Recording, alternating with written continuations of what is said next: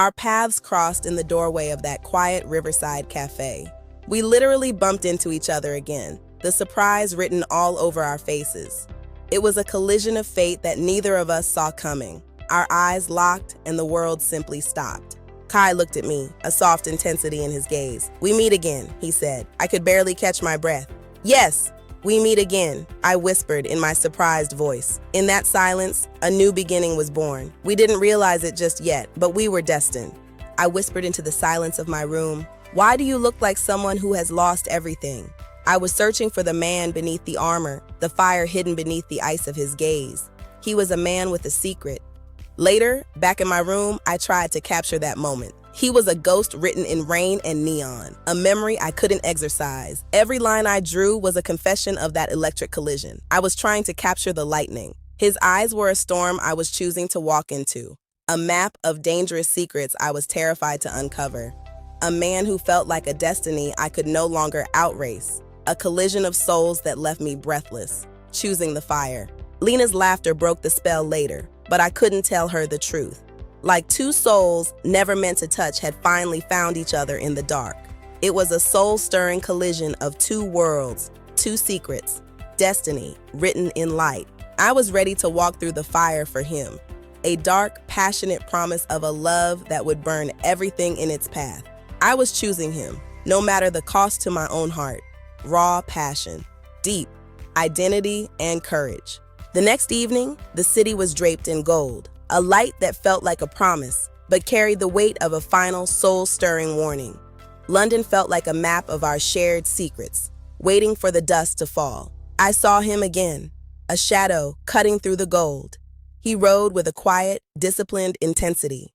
He was coming for me, a man whose silence was heavier than the city itself, waiting for the fire to begin. I found him at a small table by the water, exactly where the river meets the sky in a final, fiery embrace. The tension was thick.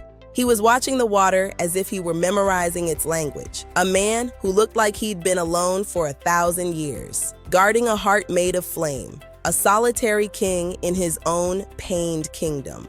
He watched me walk toward him, and for a heartbeat, London ceased to exist.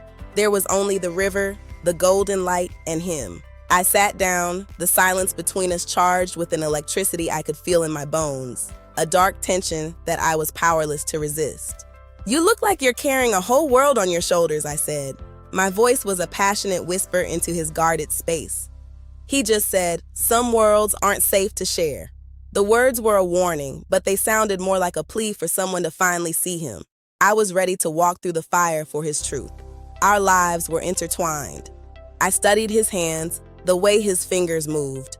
It was a secret language of anxiety and strength, a burden I wanted to help him carry, passionate and raw. I knew then he wasn't a stranger. He was my destiny. I knew then he wasn't a stranger. He was my destiny, and I was the only one brave enough to walk through the fire for him. I reached out, a simple gesture that felt like jumping off a cliff, and I was the only one brave enough to walk through the fire for him. I reached out, a simple gesture that felt like jumping off a cliff into the unknown. I didn't care about the fall. I only cared about him. I was choosing the fire. "Then let me carry a piece," I whispered. My touch was light, but it shattered the ice around his heart forever. For better or for worse, I was staying right here, soul-shattering, passionate, a raw choice to stay. He froze. For the first time, he really saw me, not as a collision, but as a sanctuary. In that silent heartbeat, we were just two souls holding on to each other, looking at each other's faces like there is no one else watching. He was mine in this light. He froze.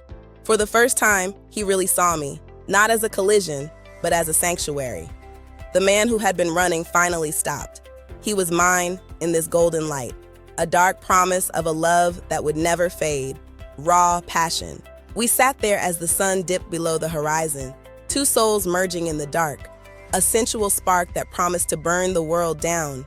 And I was ready to let it, ready to walk through the fire with him, a raw, passionate understanding. He didn't speak, but his eyes told me everything. He was a man with a secret, and I was the woman who chose him. Join our story. This was only the beginning, a love that would burn everything in its path. Ariana and Kai, destiny. Choose love, choose the fire, always. If you enjoyed this chapter of The Heart That Chose Fire, subscribe for Chapter 3. Like and subscribe to Des Star TV to follow our story. Comment below to join our journey. See you in the next chapter. Thank you for watching Identity and Sacrifice Drama.